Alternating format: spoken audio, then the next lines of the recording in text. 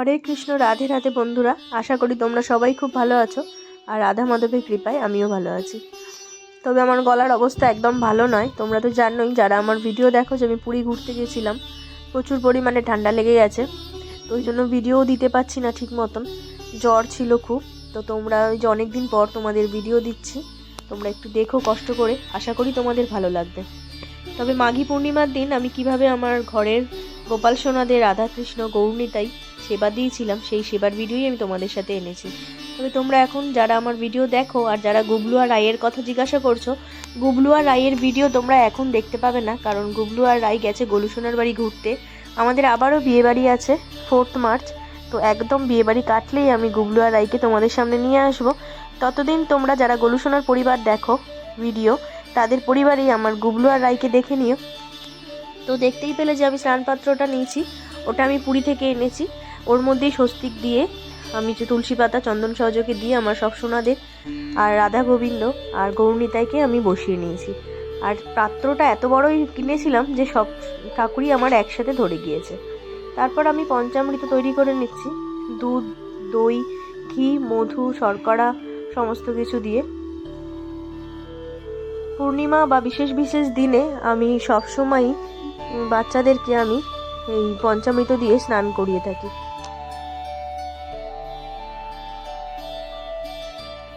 বিশেষ বিশেষ দিনে ঘরেতে যদি কোনো পিতলের বিগ্রহ থাকে, সেই বিগ্রহকে পঞ্চামৃত দিয়ে স্নান করানো খুবই ভালো। আর ভগবানরা পঞ্চামৃত স্নান খুবই পছন্দ করে, তাই জন্য আমি যখনই পারি সময় মতন করে আমি পঞ্চামৃত স্নান অবশ্যই দিই। আর শুদ্ধ জল নিয়েছি, যার মধ্যে খালি গোলাপ জল আর অগুর দিয়েছি, আর দুটো জলের মধ্যেই অবশ্যই তুলসী পাতা দিয়েছি। দিয়ে আমি এবার সবাইকে স্নান করাবো। তোমরা স্নান দর্শন করো। গলার অবস্থা খুবই খারাপ, শুনে তোমরা বুঝতেই পারছো। একটু কষ্ট করে শুনো আর দেখো। আমি প্রথমে দেখো স্নান পাত্রে নেবার পর আমি ধূপ আর প্রদীপ দিয়ে আমি আমার সব ভগবানদের আরতি করে নিয়েছি। তারপর আমি পঞ্চামৃত দিয়ে স্নান করাবো।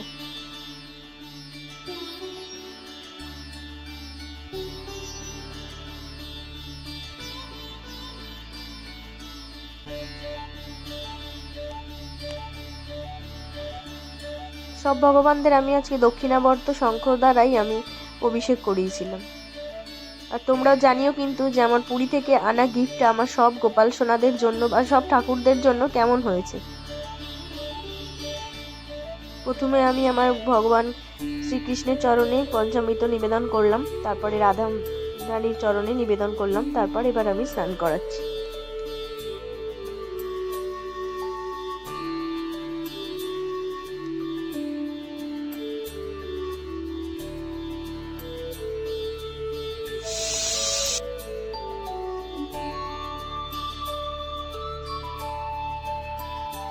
পঞ্চামৃত স্নান করাবার পর আমি এবারে সব ভগবানকে আমি শুদ্ধ যে জল নিয়েছিলাম সেই জল দ্বারা স্নান করিয়ে দিচ্ছি। সাথে আজকে গোমাতাকেও নামিয়ে নিয়েছি স্নান করাবার জন্য।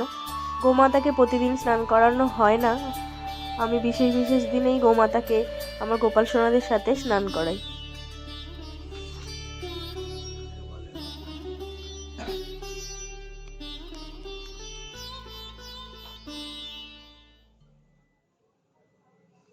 স্নান করাবার পর আমি পুষ্প অভিষেক করে নিলাম, কারণ আমি জানোই তোমরা যারা আমার ভিডিও দেখো যে আমি বিশেষ দিনে স্নান করাবার পর ভগবানদের উদ্দেশ্যে পুষ্প অভিষেক করি, কারণ ভগবানদের এই পুষ্প অভিষেক বিশেষ খুবই প্রিয় আর কি।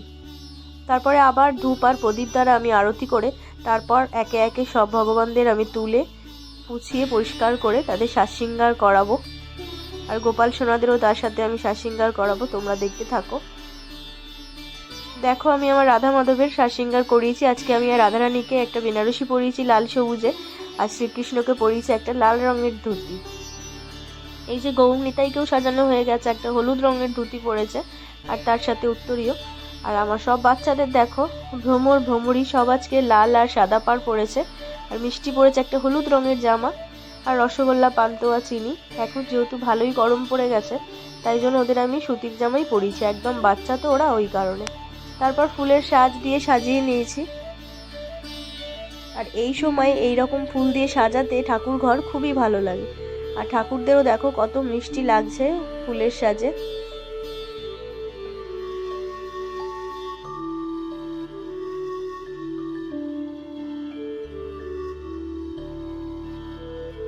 এই যে জগন্নাথ, বলভদ্র আর সুভদ্রা দেবী সবাইকেই পড়িয়েছি। আমার ঘরে যত রকমের যতজন আছেন ভগবান, লক্ষ্মী নারায়ণ, সরস্বতী, গণেশ,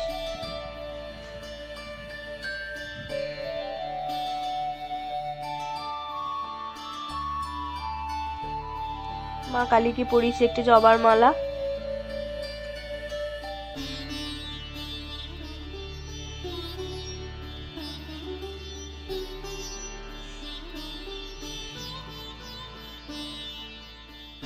আর গাছে হয়েছিল এই জবা ফুলটা।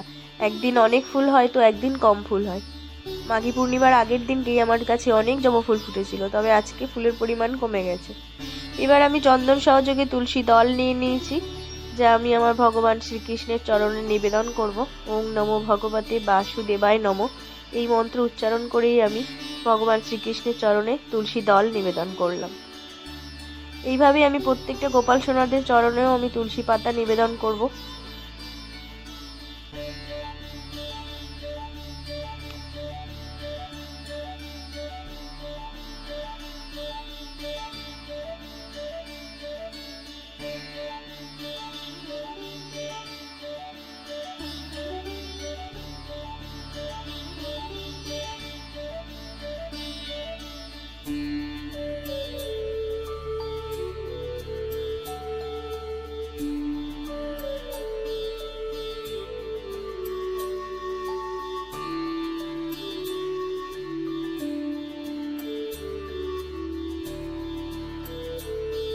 আমার কাছে পঞ্চতত্ত্বের যে ফটো আছে তার মধ্যেও আমি চন্দন দিলাম আর চন্দন সহযোগে তুলসী পাতা দিলাম যেখানে যেখানে তুলসী পাতা দেবার।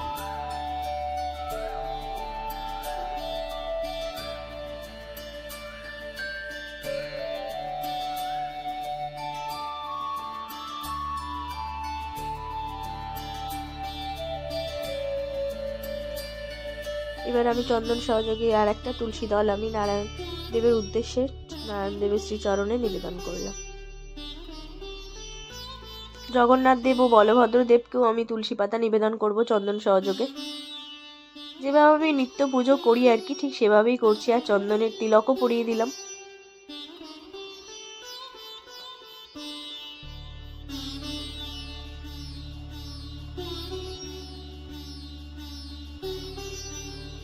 তুলসী পাতা ও তুলসী দল নিবেদন করলাম জগন্নাথ মহাপ্রভুকে আর কি। আর একটি চন্দন সহযোগে তুলসী পাতা আমি হনুমানজির বুকে নিবেদন করলাম শ্রীরামচন্দ্রের উদ্দেশ্যে।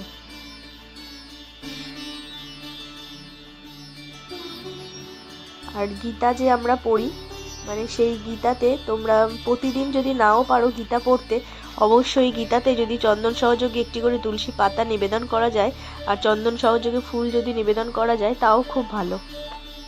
সবার তো সবসময় সমান হয় না গীতা পড়া, সময় হয়ে ওঠে না সংসারে সমস্ত কাজ সামলিয়ে, তাই জন্য গীতাতে অবশ্যই প্রত্যেকদিন চন্দন সহযোগে তুলসী পাতা নিবেদন করা উচিত। দেখো কত মিষ্টি লাগছে আমার সব ভগবানদের। এবার আমি যেহেতু এটা দুপুরের সেবা তোমাদের সাথে শেয়ার করছি, তো দুপুরবেলা আমি মাঘী পূর্ণিমার দিন ভগবানদের উদ্দেশ্যে একটু পরমান্ন রান্না করে দিয়েছিলাম আর কি। আর তার সাথে মিষ্টি দিয়েছিলাম আর ছোট ছোট বাচ্চাদের জন্য কিছু লজেন্স দিয়েছিলাম।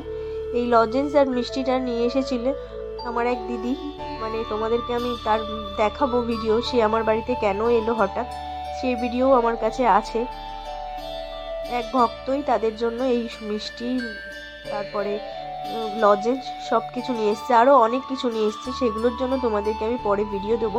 বললাম আমার শরীরটা ভালো না, তাই জন্য দিয়ে উঠতে পারিনি, সেই ভিডিও তোমরা খুব তাড়াতাড়ি পাবে।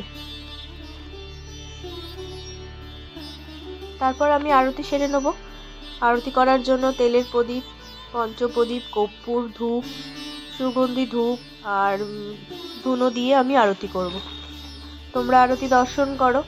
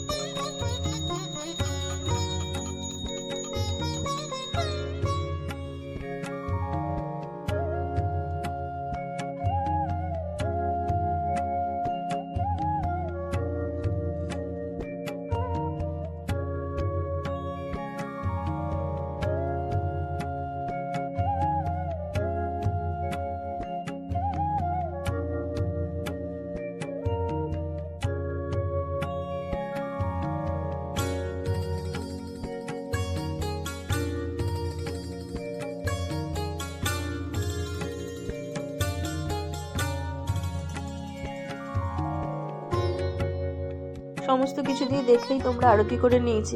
তো আশা করি তোমাদের ভিডিওটা ভালো লেগেছে। যদি ভিডিওটা ভালো লাগে তাহলে লাইক করো, শেয়ার করো আর কমেন্ট করে আমাকে জানাতে ভুলো না যে তোমাদের ভিডিওটা কেমন লাগলো। তবে আজকের মতন আসি, দেখা হবে আবার অন্য কোনো দিন অন্য কোনো ভিডিও নিয়ে। হরে কৃষ্ণ, রাধে রাধে।